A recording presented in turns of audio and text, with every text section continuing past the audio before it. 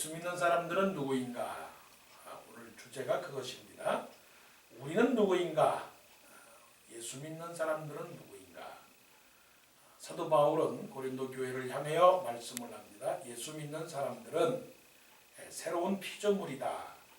커다란 이제 그 주제가 그겁니다. 우리는 누구인가? 우리는 새로운 피조물입니다. 자, 피조물이라고 하는 것은 만들어졌다 하는 겁니다. 그러면 만들어졌다 할 때 처음 만들어진 것이 있고 두 번째 만들어진 것이 있습니다. 육신, 우리의 그 몸, 우리의 육신의 부모로부터 태어난 우리의 몸은 처음 만들어진 것입니다. 그래서 모든 것은 다 하나님의 피조물입니다. 그렇지만 이 하나님의 첫 피조물, 곧 아담의 후손들, 첫사람 아담의 후손들은 비록 하나님의 손에 의하여 만들어졌으나 아담의 한 사람의 범죄로 말미암아 모든 사람들이 다 죄인이 되었습니다.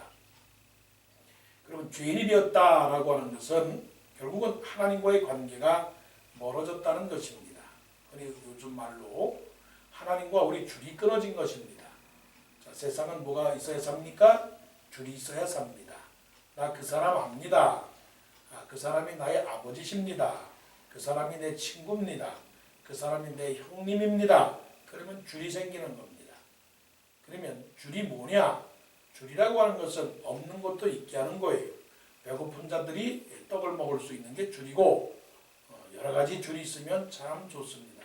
그런데 이 줄이 하나님과 우리 사이가 이 줄이 끊어지게 되었습니다. 그래서 이 줄 때문에 끊어진 줄 때문에 하나님의 나라에 들어갈 수가 없습니다. 하나님의 집에 들어가야 됩니다. 하나님과 함께 살아야 됩니다. 하나님과 함께 영생을 해야 되는데 결국은 첫사람 아담의 후손들은 그 하나님의 집에 들어갈 수가 없어요. 이것을 로마서 3장 23절에 모든 사람이 죄를 범하였음에 하나님의 영광에 이르지 못하였음에 라고 합니다. 그래서 모든 사람들은 다 내쫓겨서 거기서 슬피 울며 이를 갈미 있으리라. 이 말은 하나님과 너와 관계가 없다. 줄 끊어진 겁니다. 자, 줄 끊어진 연이 되었기 때문에 우리 첫사람 육신적으로 태어난 우리의 몸은 결국은 슬픔과 저주와 눈물과 탄식과 한숨밖에 없다는 겁니다. 그렇지만 하나님께서는 우리를 너무나 사랑하셨기 때문에 하나님이 이 세상을 이처럼 사랑하사 독생자를 주셨으니 이는 저를 믿는 자마다 멸망치 않고 영생을 얻게 하려 함이니라.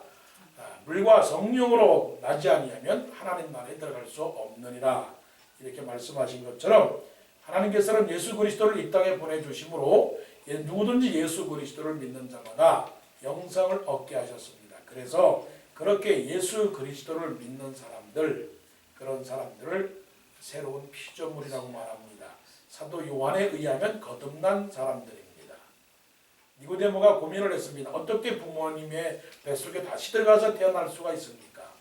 그건 아직도 육신적인 사고를 넘어가지 못하는 것입니다. 그러나 예수님께서 말씀하시기를 물과 성령으로 거듭나라. 곧 하나님의 말씀으로 거듭나라. 예수 그리스도를 고백하면서 거듭나라. 그래서 우리는 거듭난 사람들입니다. 이것이 이제 사도 바울의 정의요 고백입니다. 그래서 17절에 그런즉 누구든지 그리스도 안에 있으면 그리스도 안에 있는다라고 하는 그리스도 안에 있는다는 것은 그리스도를 믿는 사람, 그리스도를 따르는 사람, 그리스도를 마음의 주로 고백하는 사람, 예수님께 기도하는 사람, 예수님의 말씀을 듣는 사람, 예수님을 전파하는 사람, 예수님의 말씀을 순종하는 사람, 이런 사람들은 누굽니까? 새로운 피조물이다. 새로운 피조물은 둘째 아담, 그 예수 그리스도를 통해서 예수 그리스도를 믿는 모든 사람들은 다 새 생명을 얻었다. 귀한 진리죠. 그래서 이전 것은 지나갔으니 보라 새 것이 되었도다. 이제는 예수를 믿는 사람들은 이전 것이라고 하는 것은 멸망이고 죽음입니다. 그러나 새로운 피조물은 영생이요 생명입니다. 할렐루야. 우리가 바로 예수를 믿었기 때문에 이 영생과 생명을 갖고 살게 되는 것입니다. 자, 그러면 우리는 이제 새로운 피조물이 되었습니다. 그러면 어떻게 살아가야 될까요? 어떻게 살아가야 될까요? 하나님의 말씀은 항상 두 가지입니다. 우리가 누구인가? 그리고 또한 우리가 무엇을 해야 하는가? 두 가지입니다. 우리가 누굽니까? 우리는 하나님의 자녀들입니다. 그럼 하나님의 자녀들은 그냥 잠만 자면 됩니까? 하나님의 자녀들은 무엇을 해야 됩니까? 하나님의 자녀들은 해야 할 일이 있는 것입니다. 그렇지 않습니까? 군인은 군인의 일을 해야 되고 학생은 학생의 일을 해야 되고 그렇지 않습니까? 일하는 사람들은 일을 해야 되는 것처럼 누구든지 그리스도 안에 있어서 새로운 피조물이 된 그런 사람들은 무엇을 해야 되느냐? 이것을 지금 말씀을 하고 있습니다. 그것을 정의를 하는데 15절에 이렇게 정의를 합니다. 우리가 무엇을 해야 될까요? 그가 모든 사람을 대신하여 죽으시면 살아있는 자들로 하여금 다시는 그들 자신을 위하여 살지 않고 오직 그들을 대신하여 죽었다가 살아나신 이를 위하여 살게 하려 함이라. 자, 우리는 주님의 사람입니다. 거듭난 사람입니다. 예수님의 피를 받은 사람입니다. 자, 예수님의 피를 받았다. 그리스도의 보혈의 피로 정결함을 받았다라고 하는 것은 우리 속에 누구의 피가 흘러요? 예수의 피가 흐릅니다. 예수의 피가 흐르면 누구의 사람입니까? 예수님의 사람입니다. 그러면 누구를 위하여 살아야 될까요? 예수님을 위하여 살아야 됩니다. 내 속에는 예수님의 정신, 내 속에서는 예수님의 마음, 내 속에서는 예수님의 뜻, 내 속에서는 예수님의 말씀이 머릿속부터 발끝까지 계속 작용하고 있는 겁니다. 작용하고 있다라고 하는 것은 자꾸만 역사하고 있는 겁니다. 자꾸만 움직이고 있는 겁니다. 하나님의 말씀은 운동력이 있어서 좌우의 날선 어떤 것보다도 예리하여 그래서 우리의 마음과 우리의 생각을 자꾸만 움직이고 있습니다. 하나님의 말씀을 고백하고 하나님의 말씀을 믿고 하나님의 말씀이 내 속에 들어와서 딱 하나만 떨어져도 씨가 하나만 떨어져도 이 씨가 내 심령 속에 자꾸만 역사합니다. 이것을 우리는 감동이라고 말합니다. 또 다르게 말하면 이것을 감격이라고 말합니다. 하나님의 말씀이 우리 속에 들어가서 우리를 어떻게 하느냐면 목표를 허락해 주시는 거예요. 그 목표는 하나님을 위해서 살아야 된다. 분명한 거죠. 세상 사람들은 누구를 위해 살합니까? 세상 사람들을 위해서 살아갑니다. 그러면 우리는 누구를 위해 살아가야 될까요? 예수님을 위해 살아가야 되는 것입니다. 그래서 우리는 사도 바울이 자기 자신이 예수를 믿지 않았을 때는 자기를 위하여 살았습니다. 자기를 위하여 살아갔다는 것은 자기의 명예, 자기의 권세, 자기의 배부름, 자기의 풍부를 위해서 살아갔습니다. 그런데 이제는 누구를 위해 살아갑니까? 예수님을 위하여 살아가는 것입니다. 예수님의 기쁨을 위하여 살아갔다는 것입니다. 15절 말씀 다시 한번 보십니다. 오직 그들을 대신하여 죽었다가 다시 살아나신 이를 위하여 살게 하려 함이라.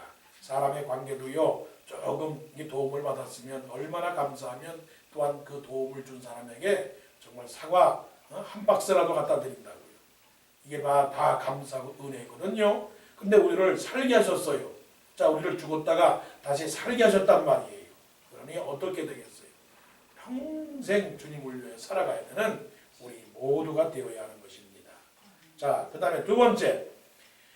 자, 우리가 예수 믿는 사람입니다. 새로운 피조물입니다. 그러니까 그런 사람들은 예수님을 위하여 살아가야 되고요. 16절 두 번째. 그러므로 우리가 이제부터는 어떤 사람도 육신을 따라 알지 아니하노라.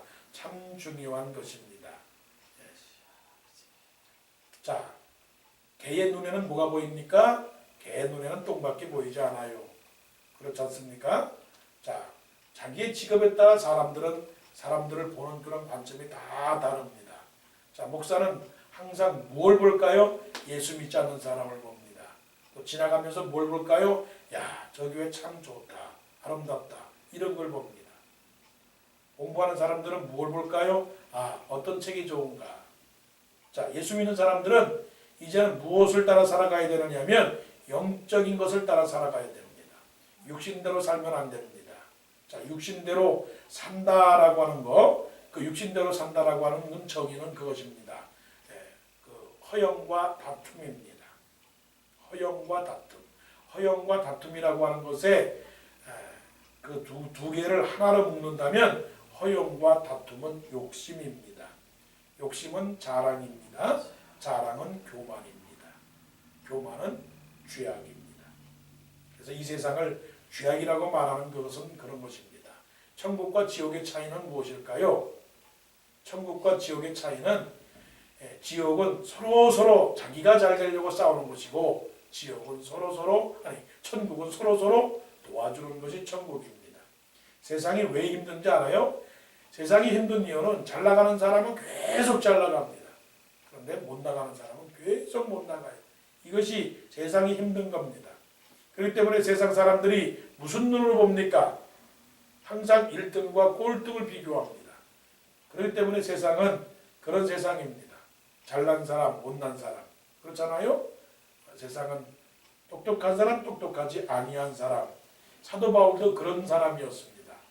16절에 비록 우리가 그리스도도 육신을 따라 알았으나 이제부터는 그같이 알지 아니하노라. 사람들이 왜 예수 그리스도를 무시했습니까? 저 요셉의 아들이래요. 예수 그리스도가 요셉의 아들이래요. 저 목소 요셉의 아들이랍니다. 만일에 예수님이 저 궁전에 왕자로 태어났다면 사람들은 예수님을 그렇게 무시하지는 않았을 것입니다. 아주 중요한 얘기입니다. 교황이 와가지고 참 대단합디다. 난 그것을 깨달았어요.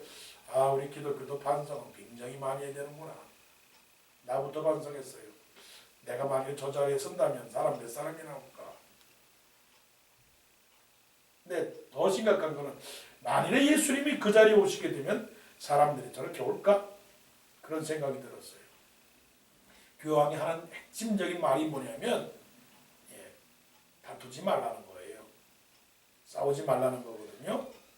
그러니까 그것이 바로 기독교의 그 핵심인데 육신을 따라 알지 아니한다. 외모를 따라 보지 않는다. 가난한 자를 무시하지 말라. 이런 핵심이 그 교황에 하는 말에 달려 있거든요. 성경에 그것을 말씀하는 겁니다.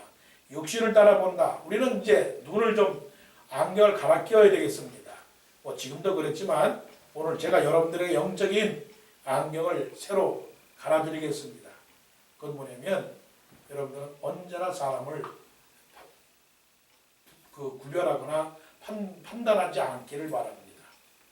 사람을 저울질하지 않기를 바랍니다. 옷을 잘 입었으니까 저 사람은 참 좋은 사람이구나. 저 사람과 사귀면은 좀 이익이 생기겠구나. 그 사람의 직업이 좋으니까 그 사람이 참 훌륭한 사람이다. 그런 눈으로 바라보지 않기를 원합니다. 사람은 다 똑같은 겁니다. 사람의 영혼은 단 한 사람은 한 가지 하나의 영혼만 가진 것뿐입니다. 사도 바울은 그것을 알은 거죠. 그래서 예수 그리스도를 하나님의 아들로 본 것입니다. 우리도 믿는 사람으로서 세상적인 안목을 가지고 바라보지 않고 하나님의 눈으로 바라볼 때에 구원받아야 될 영혼, 하나님의 사랑하는 영혼, 나도 사랑하신 것처럼 저 영혼도 사랑하신 영혼이라고 그렇게 믿는 우리 모두가 되기를 바랍니다. 마지막입니다. 18절입니다. 모든 것이 하나님께로서 났으며 그가 그리스도로 말미암아 우리를 자기와 화목하게 하시고 또 우리에게 화목하게 하는 직분을 주셨으니. 18절에 우리가 한번 단어를 보십시다. 화목이라는 단어가 두 개가 있습니다. 화목. 그 다음에 19절에도 화목 두 개가 있습니다. 그리고 20절에도 화목이라는 단어가 있습니다. 이 16절부터 21절까지 사도 바울이 가장 중요시 여기는 것은 화목입니다. 우리가 살아가야 될 그 삶의 우선순위가 무엇인가 하는 것입니다. 그리스도를 위하여 사는 것입니다. 사람들을 육체대로 보는 것 아닙니다. 육체대로 보는 눈을 가진 것이 아니라 영적인 눈을 가지고 사는 것입니다. 그럼 그것이 무엇이냐? 점진적으로 좀 발전하는 것입니다. 하나님을 위하여 사십시오. 육신대로 보지 마십시오. 그러면 마지막으로 가장 우리에게 강조되는 단어는 화목입니다. 오늘 우리 새벽에 기도의 제목으로 우리에게 묻습니다. 우리 모두는 화목하게 하는 삶을 살고 있습니까? 화목은 두 가지입니다. 하나님과 화목입니다. 그리고 사람과의 화목입니다. 하나님과의 화목, 그리고 사랑과의 화목인데 하나님께서 우리에게 화목하게 하는 직책을 주셨습니다. 우리에게 보이는 목사와 장로와 집사와 권사 이것이 직책이 아니라 우리에게 주어진 직책은 화목하게 하는 직책을 허락해 주셨다는 것입니다. 그럼 화목하게 하는 직책은 한 가지입니다. 그것은 내가 하나님과 화목한 것처럼 다른 사람들도 하나님과 화목하게 하기 위해서 우리가 그 화목의 복음을 증거하는 것입니다. 자, 20절입니다. 이 19절 마지막에 화목하게 하는 말씀을 우리에게 부탁하셨느니라. 하나님께서 우리에게 심부름을 주셨습니다. 너는 이 하나님의 말씀을 바깥에 나가서 증거해라. 증거해라. 20절 그러므로 우리가 그리스도를 대신하여 사신이 되어 하나님이 우리를 통하여 너희를 권면하시는 것 같이 그리스도를 대신하여 간청하노니 너희는 하나님과 화목하라. 자, 이것은 우리가 지금 대사가 된 겁니다. 나라의 대사가 되었습니다. 하나님의 나라의 대사가 되어서 우리가 처한 환경에서 하나님께서 우리에게 주신 부탁의 말씀이 있습니다. 부탁의 말씀은 사도 바울이 고린도 교회를 향하여 하나님과 화목하라고 말씀한 것처럼 사람들에게도 화목하게 하라고 하는 그 말씀을 증거해야 된다. 이게 아주 중요한 우리 삶의 실천 그런 사항입니다. 이것이 우리가 해야 되는 것입니다. 우리는 어떤 사람일까요? 우리는 새로운 피조물입니다. 예수 그리스도로 말미암아 구원받은 사람입니다. 구원받은 사람은 나의 뜻을 위하여 살아가지 아니하고 하나님을 위하여 살아가는 사람들입니다. 예수 그리스도 안에서 새로운 피조물 된 사람들은 육신대로 사람을 보는 것이 아니라 하나님의 영적인 눈으로 사람을 봅니다. 영적으로 생각하고 영적으로 이해하고 영적으로 살아가는 사람들입니다. 그러기 위해서는 복음의 말씀을 증거해야 되는 거예요.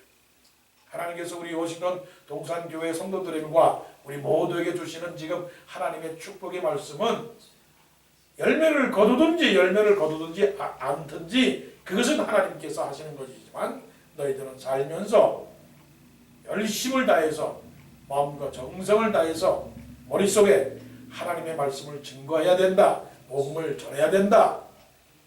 그런 어떤 마음의 사명감을 가지고 살아가라.